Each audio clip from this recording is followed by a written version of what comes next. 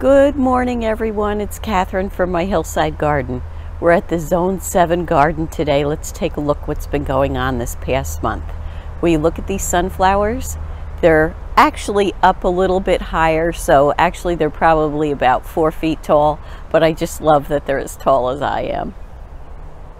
Here are all the rest of the flowers that I planted from seed, coming up wonderfully with a little bit of weeds in between. But the nasturtiums look great. Those are tiny zinnias coming through. Here's some calendula. Look at the color of that nasturtium. And here's another one I just love. I don't know how well it's going to show up, but it's such a pretty pink color. And then this one's a salmon. Sorry about the traffic noise. So this one's a salmon color. I'm going to try to save seeds of those. That Swiss chard is actually self-sown. We had Swiss chard there last year, came up on its own, but I just love how the flowers have come in all on their own here. It was a good spot. And here are the pumpkins. Aren't they doing fabulous in this compost pile? My husband found an old ladder, so we're going to try to train them to go down over this way. And then I believe, let's see, there's one over here in the back. And for those of you that haven't been with the channel that long, we made this compost bin out of pallets, and then we filled it with chopped up leaves. There's some grass clippings, there's twigs, just yard waste, and we filled it up. It was actually filled to the top, and look at how much it's sunk down in about 2 months. And then we put in the 5-gallon pails with the bottoms cut out and put more compost in there, so you could see it's not a full 5-gallon pail, so you don't really need that much soil, and our pumpkins grow great there. Those are the Long Island cheese pumpkin, and look, we already have several blooms coming in. So those are doing fabulous.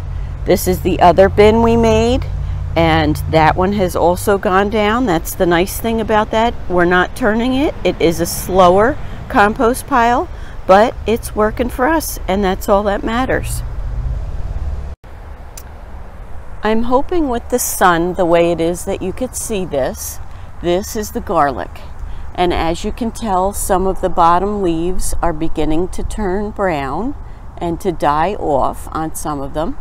This is the hardneck garlic. And here is one of the scapes. Let's see, can we follow it?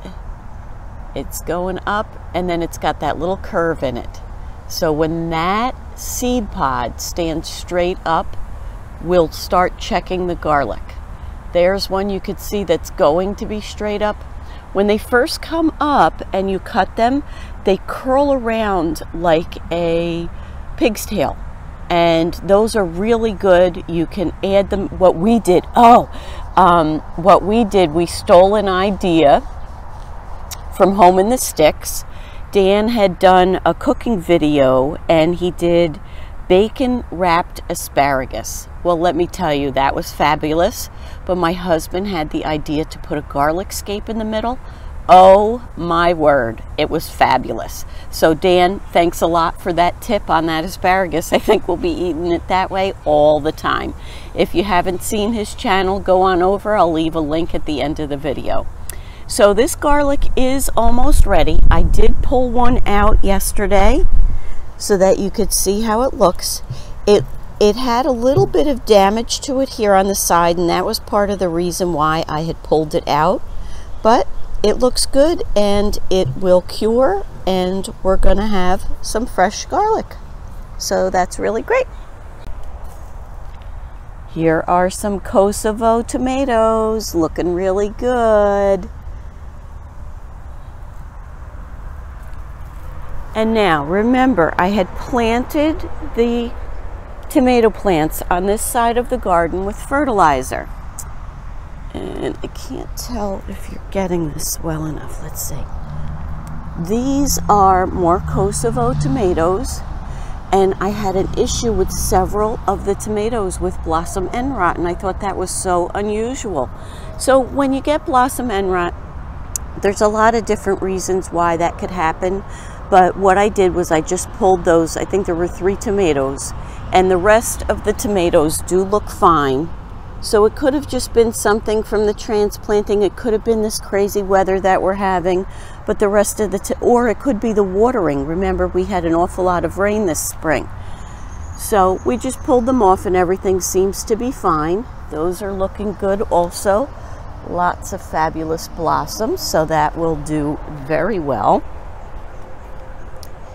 Here is the bed with the sweet potatoes in it. They haven't gotten very big. As I said, the evenings have been rather cool, which they like warm temperatures. They're tropical. So, but they'll be fine.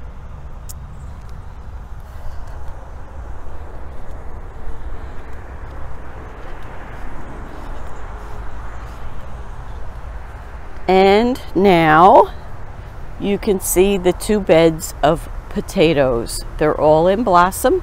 I haven't peeked at any of them. I'm going to wait another week or so until the 4th of July, and we're going to have some great potato salad for 4th of July with some of these potatoes. Remember those onions that we left in from last year? Well, here they are going to seed, and they are almost 4 feet tall.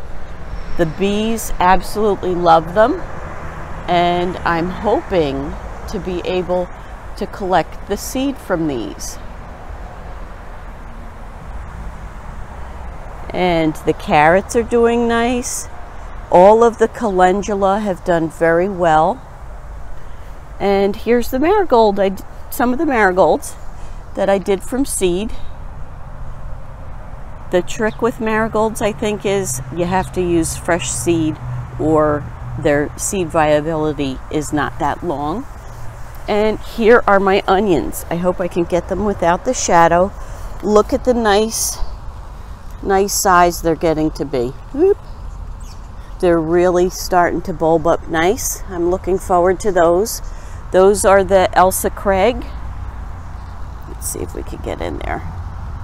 And I still have my tomato cages in place. We still have an issue with the neighbor's cat, so they're still in place.